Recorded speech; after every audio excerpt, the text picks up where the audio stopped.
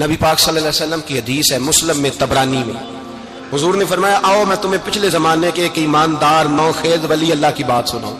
پچھلے زمانے حضور نے فرمایا پچھلے زمانے میں ایک بادشاہ جادو کے زور پہ حکومت کرتا، جب وہ ایک جادوگر اس نے رکھا ہوا تھا تو جادوگر اس کو جادو بتاتا، وہ جادو کے زور پر حکومت کرتا۔ جادوگر بوڑھا ہو گیا تو کہنے لگا بادشاہ کو نوجوان میرے پاس بھیج دے، اب میں بوڑھا ہو گیا ہوں، میرا پتہ کوئی نہیں کب مر جاؤں۔ ایک نوجوان کی ڈیوٹی لگائی، بڑا زیرک سمجھدار، اپنے رعایا میں سے چن کے جو ذہین فطرت مزاج بچہ تھا وہ اس نے لگایا۔ اللہ کے محبوب علیہ الصلوۃ والسلام فرماتے ہیں بچہ جادو سیکھنے لگا، وقت گزرنے لگا۔ بچہ جب جادو سیکھنے جاتا تو رستے میں ایک راہب بھی تھا جو انجیل جانتا تھا، وہ اللہ اللہ سکھاتا، لوگوں کو حضرت عیسیٰ علیہ السلام کی تعلیمات سے آگاہ کرتا۔ اس نے دیکھا کہ یہاں بھی لوگ کٹھے ہیں تو وہ بچہ اس راہب کے پاس بھی اٹھنے بیٹھنے لگا۔ اب جب اس کے ساتھ اس کی گفتگو بڑھنے لگی تو اس کو باتوں میں لذت آنے لگی۔ اس نے راہب نے پوچھا کہ تو کون ہے اور کس طرح سے آیا ہے، کیا تیرا معاملہ ہے؟ اس نے کہا جی میں جادو سیکھنے جاتا ہوں، آپ کی باتیں مجھے بڑی اچھی لگتی ہیں۔ اس نے کہا دین سیکھ، جادو سیکھنے والے کافر ہو جاتے ہیں، قرآن و حدیث سیکھنے والوں کو اللہ کامل ایمان عطا فرماتا ہے۔ فرمایا یہ سیکھ۔ بچہ بیٹھنے لگا، اس کے پاس آنے لگا، باتیں دل میں گھر کرنے لگی۔ ایک وقت آیا کہ مسلمان ہو گیا، اور مسلمان کیسے ہوا؟ بچہ کہتا ہے میں تجربہ کر کے ہوا۔ اب میں تھوڑا سا وقت جادوگر کے پاس بھی جاتا اور باقی سارا وقت وہاں بیٹھتا۔ میں ایک دن جا رہا تھا تو رستے میں اژدہا تھا، بہت بڑا سانپ تھا، رستہ روک کے کھڑا تھا۔ یہ حضور نے بیان کی حدیث۔ نبی پاک صلی اللہ علیہ وسلم فرماتے ہیں بچہ کہتا ہے کہ رستے کے اندر سانپ ہے، رستے بند ہے، لوگ چھتوں درختوں پہ چڑھے، ہراش ہے۔ کہتے چھوٹا سا روڑا میں نے اٹھایا تو میں نے کہا اللہ اگر جادوگر سچا ہے تو اسے مار دے۔ چھوٹا سا روڑا میں نے پھینکا، اژدہا کوئی نہ مرا۔ پھر چھوٹا روڑا اٹھایا، میں نے کہا اللہ اگر وہ عالم سچا ہے تو اسے مار دے۔ اب جب میں نے روڑا مارا تو اژدہا مر گیا۔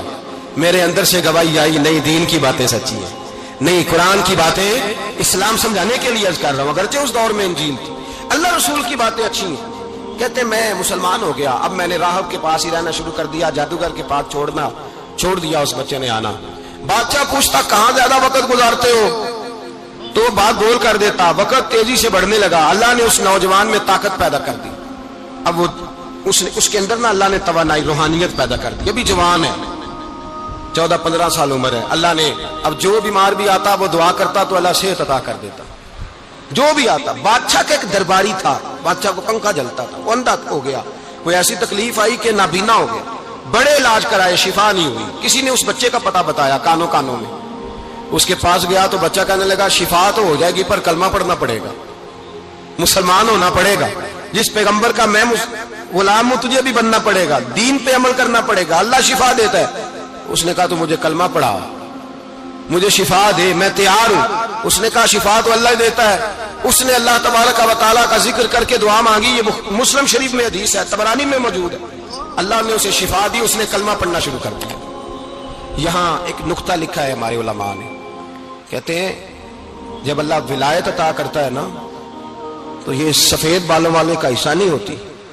اگر جوانی میں کوئی آدمی توبہ کر کے تصوف کے رستے پہ چلتا ہے تو سب سے زیادہ ولایت اللہ اسے عطا فرماتا ہے، سب سے زیادہ ولایت اس کے پاس ہوتی ہے۔ ابھی اس کے بال کالے ہیں، چڑھتی جوانی ہے، دعا کی تو اللہ نے، اور حدیث پاک میں موجود ہے کوڑے آتے تو شفا یاب ہو جاتے، اندھے آتے تو شفا یاب، برس والے آتے تو اللہ سے دے۔ جوان ہے، بادشاہ کے پاس وہ واپس گیا، وہ جو آدمی جس کی آنکھیں ٹھیک ہوئی تھی۔ بادشاہ نے پوچھا کہ کیسے شفا ملی؟ تو کہنے لگا میرے رب نے شفا دی ہے۔ بادشاہ سجدے کراتا تھا، اپنے آپ کو منواتا تھا، معاذ اللہ، کہنے لگا میرے علاوہ کون رب ہے؟ اس نے کہا وہی رب ہے جس نے تجھے پیدا کیا ہے، اور وہی رب ہے جس نے مجھے اندھے کو آنکھیں دی ہیں، وہی ہے میرا مالک۔ کہا اچھا تو مجھے نہیں مانتا؟ کہا نہیں میں اپنے رب کو مانتا ہوں۔ بادشاہ نے اسے سلا دی، ستایا، اس نے بچے کا پتہ بتایا، پھر بچے کو بلا کے ستایا تو اس راہب کا پتہ بتایا، راہب بھی قتل ہو گیا، نابینا بھی قتل ہو گیا۔ بادشاہ نے کہا سپاہیوں سے اس بچے کو لے جاؤ اور پہاڑ کی چوٹی پہ جا کے نیچے پھینکو تاکہ مر جائے۔ بچہ پہاڑ کی چوٹی پہ گیا تو ہاتھ اٹھا کے کہنے لگا یا اللہ میرے لیے نہیں اپنے لیے، میرے لیے نہیں اپنے لیے انہیں اپنی قدرت کے جلوے دکھا، میرے لیے نہیں۔ اللہ کے بندے اپنی جان بچانے کی دعائیں نہیں مانگتے، اپنے لیے انہیں اپنی قدرت کے جلوے دکھا، یہ دعا مانگی۔ جتنے لوگ ساتھ آئے تھے وہ سارے زمین پہ گرے اور سب مر گئے، پہاڑ سے گر کے مر گئے۔ بچہ واپس سیدھا بادشاہ کے پاس، کہنے لگا لو بھائی میرے رب نے مجھے بچا لیا ہے، जवान का ईमान देखो, मेरे रब ने मुझे, बोलो मेरे अल्लाह ने मुझे ईमान की गवाही दे रहा है, मैं बच गया हूं, तू झूठा है, मेरा रब सच्चा है। उसने कहा ले जाओ इसको दरिया में, कश्ती में बिठाओ, बीच दरिया के जाके धक्का दे दो। बैठे कश्ती में, दरिया के बीच गए, और जब जाके वहां उसको धक्का देने लगे तो उसने कहा अल्लाह मेरे लिए नहीं, अपने लिए, इन्हें अपनी कुदरत के जलवे दिखा। बस एक तूफान सा आया, जितने सिपाही साथ आए थे डूब के मर गए। वो बच्चा उठा और सीधा फिर बादशाह के पास, उसी के पास, कहने लगा लो भाई मेरे रब ने मुझे बचा लिया है, तेरे पास आया हूं। वो कहने लगा तू क्या मुसीबत मेरे गले पड़ गई है, कैसे जान छूटेगी? तो बच्चा कहने लगा अगर तू मुझे बांधे दरख्त के साथ और सारे मुल्क को बुलाए, लोगों को इकट्ठा करे, फिर तू मुझे तीर मारना, मैं तुझे बताऊंगा कैसे मारना है, मैं मर जाऊंगा। अल्लाह का बंदा नौजवान, ईमान देखो, मरने के तरीके बता रहा है, मैं तुझे बताऊंगा मैं कैसे मरूंगा। ये बात कही, बादशाह ने सारा मजमा जमा किया, मुल्क सारा बाहर आ गया, दरख्त के साथ बांध दिया। कहने लगा भाई लोगों ये मुझे मारना चाहता था, मार नहीं सका, अब मैं इसे बताने लगा हूं कि मैं कैसे मरूंगा। इसे कहो जब तीर मारे तो साथ मेरे रब का नाम भी ले, मैं अपने रब के नाम पे जान दूंगा, ईमान की पुख्तगी में अल्लाह के नाम पर जान दूंगा। इसे कहो रब के नाम पे मारे, मर जाऊंगा।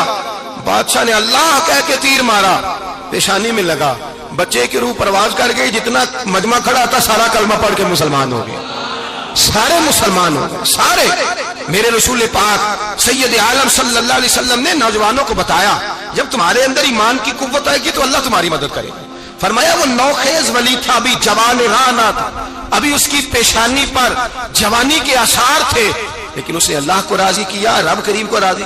विलायत का मतलब बुढ़ापा नहीं, विलायत का मतलब वो नहीं कि जब बड़ा लंबा वक्त गुजर जाए तो फिर आदमी आए कहीं नहीं अब क्या करना है, अब मस्जिद ही है, अब तो इसके अलावा गुजारा ही कोई नहीं। तो उस वक्त का आना अल्लाह की बारगाह में कबूल तो है, लेकिन शाबाशी उसी को मिलती है जो जवानी का वक्त आए, जो ऐन उस वक्त आए जो वक्त मेरे रसूल पाक अलैहिस्सलाम के गुलाम है अब्दुल्लाह इब्न उमर। हजरत अब्दुल्लाह इब्न उमर रज़ियल्लाहु ताला अन्हु फरमाते हैं कि मैं निकला, मुझे सफर के लिए जाना था, तो थोड़ी सी खजूरें, थोड़ा सा सिरका, एक शहद की बोतल, चीजें मैंने सफर के लिए साथ रख ली। मैं जब मदीने से बाहर सहरा में निकला ना तो रमजान नहीं था, गैर रमजान था। मैंने एक नौजवान को देखा बकरियां चरा रहा है, बकरियां चरा रहा है, जवान। आप फरमाते हैं उसका चेहरा बड़ा नूरानियत वाला, गर्द पड़ी हुई पर बड़ा हसीन। फरमाते हैं मैंने उसको कहा कि आ जाओ खाना खा लो, रोजे भी नहीं थे। कहने लगा नहीं मैंने रोजा रखा हुआ है। फरमाते हैं मैंने कहा पता करूं कि निरा नेक ही है कि परहेजगार भी है। नेक वो होता है जो नमाज पढ़े रोजा रखे, परहेजगार वो होता है जो गुनाह से बचे, वो परहेजगार होता है। कहा पता करूं परहेजगार भी है कि नहीं। कहते मैं करीब गया तो मैंने जाकर उसको कहा भाई तेरी बकरियां बड़ी प्यारी हैं, मेरा दिल करता है कि बकरी मुझे दे दो।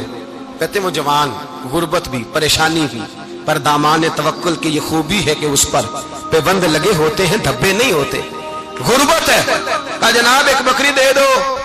आने लगा जनाब बकरियां मेरी नहीं, बकरियों का मालिक कोई और है।